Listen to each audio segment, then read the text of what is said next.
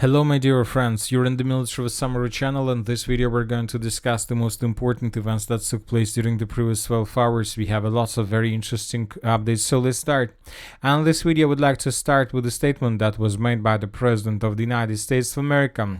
During the previous 12 hours he stated that Zelensky gave Putin reason to bomb the hell out of Ukraine. Once again, that was stated by the 47th President of the United States of America. And obviously this statement is something like a green light for the President of the Russian Federation to continue doing everything they do right now, and the Russians continue.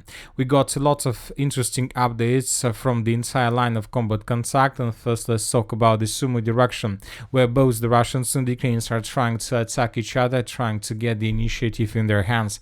And first let's talk about the Ukrainian side, because according to information we have, the situation in the settlement of Tyotkina is critical, became critical. According to information we have, the Ukrainians during the previous 24 hours managed to improve their position significantly to the east of the settlement and to the southwest of the settlement of Tyotkina. The pro-Russian resources reported that the situation is very difficult, and this approximately the map that we can see right now in front of your screens is the situation on the ground by the morning of the 7th of June of 2025. According to pro-Russian resources, during the previous 12 hours, the Ukrainians managed to improve their positions and to answer the settlement of Tyotkina from the east and to establish control over these farms. Furthermore, according to information we have, the Ukrainians managed to improve their positions in the southwestern part and to take several streets and several buildings in this area. So summarizing everything, currently by the morning of the 7th of June of 2025, the Ukrainians improved their positions, let's say inside of this yellow line, between this yellow line and let's say the border between Russia and Ukraine. This is obviously very huge progress on the ground, and now we have no doubts that the Russians were caught in cauldron or were caught in operational encirclement by the Ukrainians. The Russians suffer huge problems with supply and support because main roads are under complete fire control from Ukrainian side with artillery and FPV drones. But despite all these problems, the Russians hold their positions, and the Russians are not going to give up. But it doesn't mean that the Russians are able to hold these positions even if they decide to hold this area for as long as possible. Obviously the Ukrainians are going to intensify their pressure, and obviously the Ukrainians are going to use this battle as a media victory. From the other side, several pro-Russian resources reported that Ukrainians are going to use the settlement of Tyotkina and Popovo-Lizhechi as a foothold before further offensive operation in the northeastern direction, in the direction of the settlement of Glushkova. The Russians are saying that Ukrainians are going to use these maneuvers with the purpose to outflank Russian main forces in the original Sumy direction and to ruin Russian plans regarding offensive operation deep inside of the territory of the Sumy Oblast. So now the Russians are going to have to make several changes in their tactics, because obviously the Russians will be forced to redeploy back forces in the direction of Tyotkina, either to stabilize the situation around the settlement and not to allow the Ukrainians to take these settlements under complete control, or to stabilize the situation along the next defense belt that goes between the settlements of Karyavovka and Zhukhinovka, so along this red line. At the same time, the Russian forces continue their offensive operation in the original Sumy direction. As we discussed, there are three directions: the western flank, the central positions, and the eastern flank. And during the previous 24 hours, the Russians managed to improve their positions along the central direction and the eastern direction. When talking about the western flank, during the previous 24 hours, we haven't received almost anything from this area. The most important is that pro-Ukrainian sources from Deep State confirmed Russian control over the settlement of Kondratovka and Alexeyevka. Furthermore, during the previous night, we got another video from Alexeyevka where we can see how Ukrainians were attacking Russian units on the territory of this village.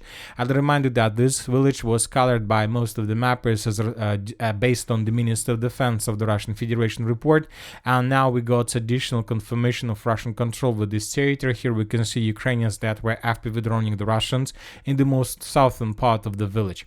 So based on these updates, we haven't adjusted anything, but we just got additional confirmation of Russian progress on the ground and Russian control over this territory. Furthermore, during the previous 12 hours, we got several unconfirmed reports that the Russians managed to improve their positions in the direction of Khotin, and that currently the distance between edge positions of the armored force of the Russian Federation and the village of Khotin is less than 4 kilometers. So most likely during the day we should wait additional changes on the ground in the direction of this settlement. When talking about the central part of Sumy offensive operation, the most important updates are coming from the settlement of Yablunovka. Because today the Ukrainian sources published this video where we can see how Ukrainians were FPV droning and attacking Russian units on the territory of the village. So now we have proofs that the Russians entered this territory. When talking about the previous day, about the 6th of June of 2025, these territories used to be considered as an area in the gray zone or contested area. And now we have proofs that the Russians managed to answer the village, and probably there are very heavy clashes, but based on these videos we just discussed, we have adjusted the map completely in Russian favor. And furthermore, several mappers reported that the Russians moved even further in the southwestern direction, and based on this report we have adjusted the map. This information was provided by neutral mappers. So once again, during the previous night, during the previous 12 hours, the Russians managed to secure the village of Yablunovka and to move further in the southern direction towards the settlement, towards the next settlement along N7 road, the settlement of Marina and Novosich. So this is very important. Furthermore, according to information we have, the Russians managed to improve their positions significantly on the eastern flank of the Sumy offensive. But when talking about this area, the main updates are coming not from the settlement of Yunakievka, because we still haven't received anything regarding additional progress on the ground that can be confirmed both by, let's say, pro-Ukrainian sources, reliable or neutral mappers, or geolocations, and of course, or the Ministry of Defense of the Russian Federation. Nothing of that was published, so that is why the settlement of Yunakievka still remains under complete, almost under complete and strong control of the armed forces of Ukraine. But the Russians, during the previous 24 hours, began unexpected offensive operation in the direction of the settlement by the name of Sadki. This is a small village of Sadki that is located inside of this dense network of tree lines and forest belts. So what happened? Let's compare the map. This is the situation on the ground by the end of the 6th of June of 2025. And according to information we have, the Russians entered this forest and the Russians managed to finish the battle for this forest. So let's compare the maps, and this is the situation by the beginning of the 7th of June. So most likely the Russians will try to outflank the settlement of Yunakievka from the east, but for this purposes the Russians most likely would try first of all to establish complete control over this forest belt, over these forests, and over the settlement of Sadki. So this is most likely is the main task of the Russians for the next several weeks. This will allow the Russians to outflank the settlement of Yunakievka and to worsen the positions of the armed forces of Ukraine there.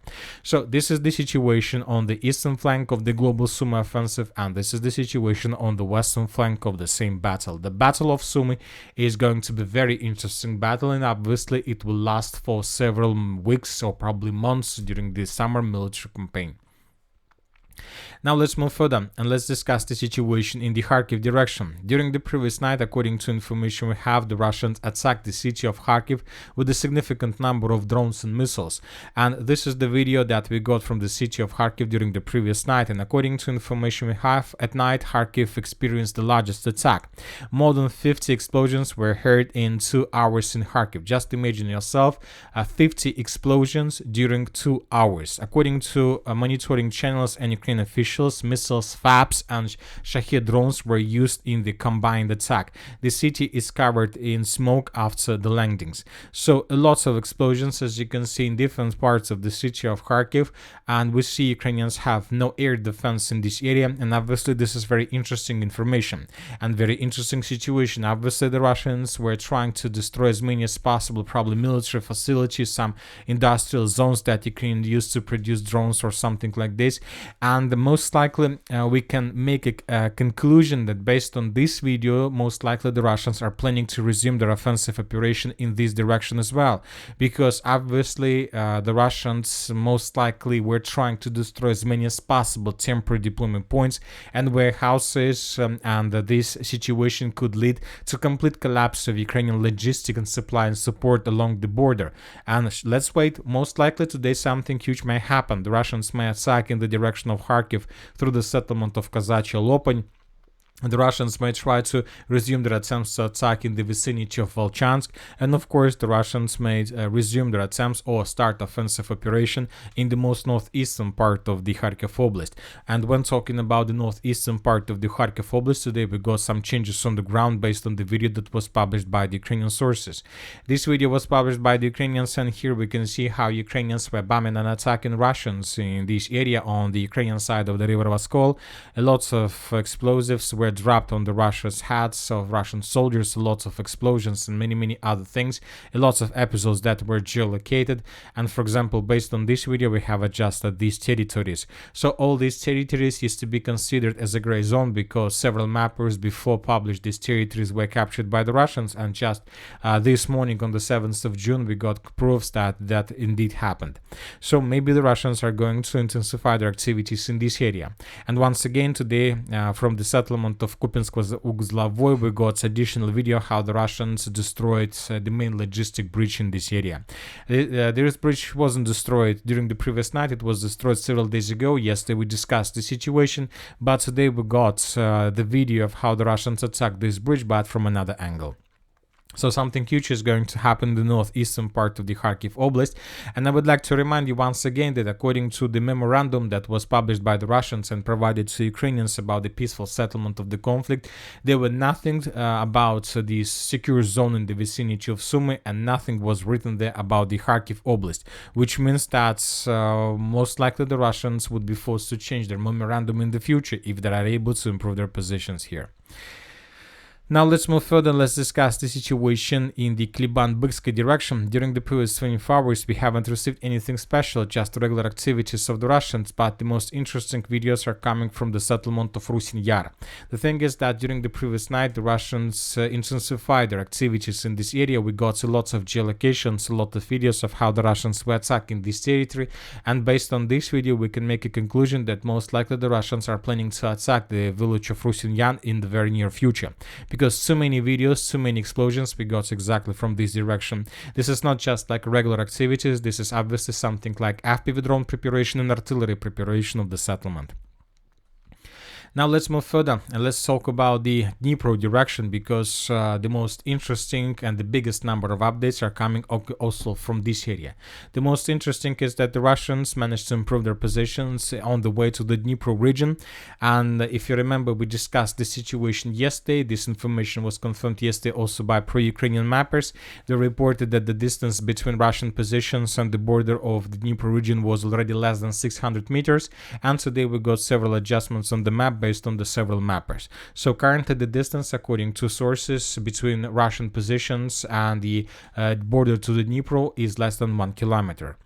Now let's talk about the Kamar direction. As we can see, we have a lot of icons in this area, and the most important geolocation is coming from the eastern part of the settlement of Alexeyevka.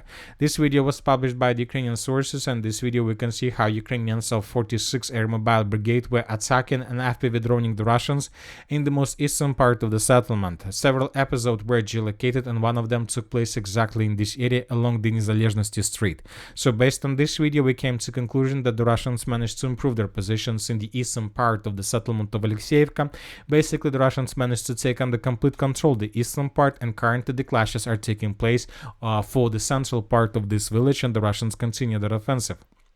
When talking about the settlement of Kamar, we got lots of very important updates. I'll remind you that just yesterday the Russians established complete control over the village of Kamar. We have lots of proofs. We have the report of the Minister of Defense of the Russian Federation, and the most important, we have lots of videos and episodes where the Russians were raising their flags in the central and the northern parts of the settlement of Fedorovka. This is the southern village. This is the village that is located to the south of the settlement of Kamar.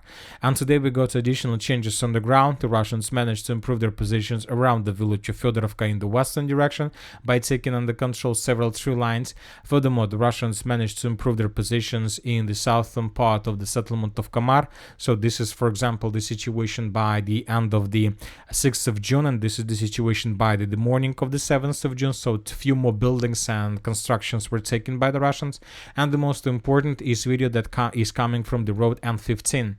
Let's take a look at this video, and here we can see how Russian drone was dropping lists and papers, different applications suggesting Ukrainians to surrender.